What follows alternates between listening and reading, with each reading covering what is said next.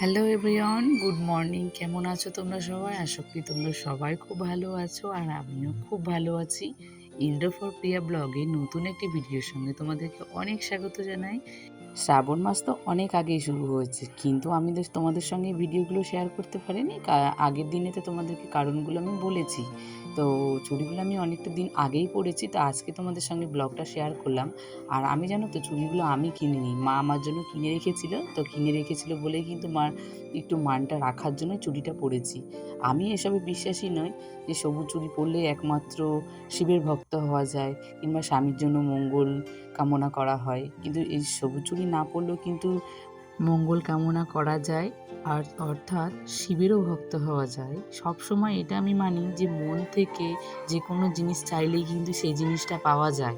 কোনো কিছু আমি ওপর থেকে সবাইকে দেখানো সব কিছু করলাম, কিন্তু ভিতর থেকে আমি একেবারে বিশ্বাসী নয়, সেটা কিন্তু কখনোই কাজে লাগে না। তাই আমি সবসময় আমার মন যেটা বিশ্বাস করে আমি সবসময় সেটা করারই চেষ্টা করি। আর এখন কি বলো তো, সোশ্যাল মিডিয়ার যুগ, তো এই জন্য সব কিছু একটু সোশ্যাল মিডিয়াতেই ভাইরাল হয়, আর সেখান থেকে আমরা সব কিছু দেখে শিখি। আগে কিন্তু আমার মা, ঠাকুমা, কাকিমা কাউকে কিন্তু দেখিনি, আমার মাকেও কোনো দিন দেখিনি সবুজ চুড়ি পরা, অর্থাৎ সবুজ জিনিস পরা, ভোলে বাবার মাথায় জল ঢালতে যাওয়া। হ্যাঁ, ভোলে বাবার মাথায় সবাই জল ঢালতে চায়, অথচ তাদের মার্জিত থাকে কেউ আবার শখ করে, মানে হচ্ছে নিজের আনন্দে এসবগুলো যায়। কিন্তু আমি আজ পর্যন্ত কোনো দিন যাইনি জল ঢালতে কিংবা কোনো কিছু করতে। আমি সবসময় মনে প্রাণে বিশ্বাসী যে মন থেকে ভোলে বাবাকে ডাকলে বাড়ি থেকে ভোলে বাবাকে দেখা যায়। যাই হোক, তোমাদের সঙ্গে অনেক কিছু শেয়ার করলাম, তো সেসব কথা বাদ দাও। এখন আমি শুরু করেছি, দেখো বাবা বাড়িতে এসে কিন্তু রান্নাবান্নার কোনো ছুটি নেই, কারণ এখানে আসলে বাবা আমার রান্না খেতে খুব ভালোবাসে। বাড়িতে গেলেও খায়, কিন্তু এখানে আসলে বসলে আমাকেই রান্না করতে। তো সবার জন্য একটু রাতে বড়মশাই বললো যে একটু লুচি বানাতে, তো একটু লুচি বানানো হলো, আর আমাকে বললো একটু আলু চচ্চড়ি করতে। তো এটা আমার হাজব্যান্ড খুব ভালো খায়, তো ওর জন্য এটা স্পেশালি বানা, যে যেটা ও পছন্দ করে সবসময় আমি সেটা বানানোর চেষ্টা করি। তো খুব ভালো খায়ও। আর লুচিটা খুব একটা পছন্দ করে না, তবে আজকে কি মন হলো বললো যে লুচি বানাতে। তো মা লুচিটা বানিয়েছিল আর আমি আলুর তরকারিটা বানিয়েছিলাম। তো এই করে হয়ে গেছে। তারপরে এসে গেছি, দেখো যে আমাদের গ্রামে তো পুজো হচ্ছে, তো সেই পুজোটা একটু দেখতে আসলাম। তো সেটা তোমাদেরকে মানে আমি শুনেছি আমাদের এখানে মানে ভাষাটা বলে যেটা হয় ঝাপান গান, কিন্তু আমাদের এখানে কী হবে বলো তো, মনসা গান।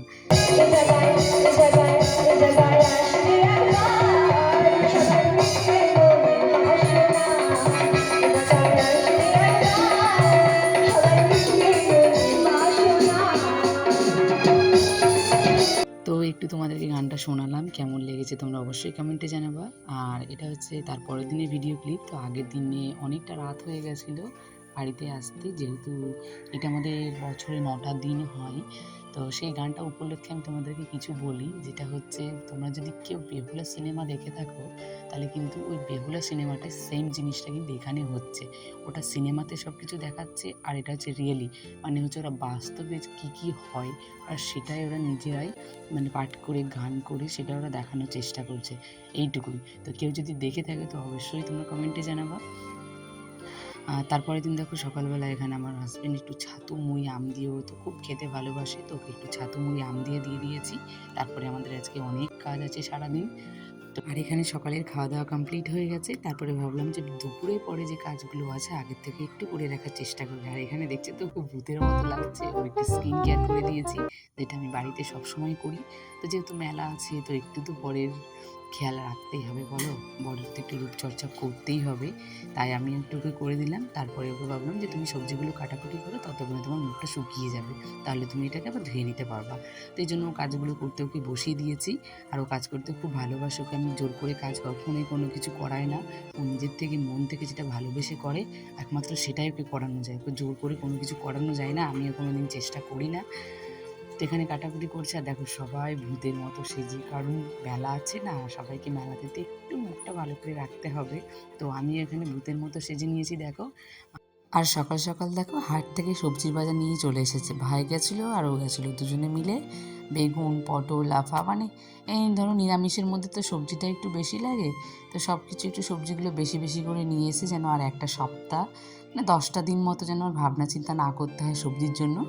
একবারে সব কিছু একটু বেশি নিয়ে এসেছি, কারণটা হচ্ছে আজকে আমাদের যারা গান করছিল দেখেছো, তারা আমাদের বাড়িতে আজকে একটু জলখাবার খাবে, যেমন লুচি, ছোলার ডাল আর আলু পটলের তরকারি। এই জন্য আর একটু বেশি সবজিগুলো আনা হয়েছে, কারণ 50টা মতো লোক খাবে, সেখানে তো ধরো পটল এমনিতেই 5-10 কেজি লেগে যাবে। তো এই জন্য আর একটু সবজিগুলো বেশি নিয়ে এসছে। আর দেখো বিকেলবেলাতে ঠাকুর বিসর্জন করতে এসেছিলো, যেটা আমাদের মানে সারা বছর যে ঠাকুরটা মন্দিরের থেকে পুজো হয়, তো সেই ঠাকুরটা আজকে বিসর্জন হয়ে যাবে। তারপরে কালকে থেকে আবার একটা নতুন ঠাকুর মানে মন্দিরে থাকবে। তো সবাইকে একটু সিঁদুর দিয়ে দিচ্ছিল, তো মাও আমাকে একটু পরিয়ে দিল। আর তারপরের দিন দেখো এখানে ঘট ভরলো, তো ঘরটা নিয়ে এসে রেখে দেবে। তারপরে নতুন ঠাকুর যেটা আছে, মানে যেটা পুজোর জন্য বানানো হয়েছে নতুন, তো সেই মাটাকে আবার মন্দিরে প্রতিষ্ঠা করা হবে। তো চলো, আর দেখো বাড়ির কাছে কত মেলা, তো মেলার ভিডিওটা তো পরে আসবেই। তো আজকের মতো ভিডিওটা আমি এখানে এন্ড করছি। ভিডিওটি ভালো লাগলে সবাই একটা লাইক করে দিও, কমেন্ট করে দিও। আর আমার চ্যানেলে কেউ নতুন হয়ে এসে থাকলে চ্যানেলটিকে সাবস্ক্রাইব করে দিও। টাটা।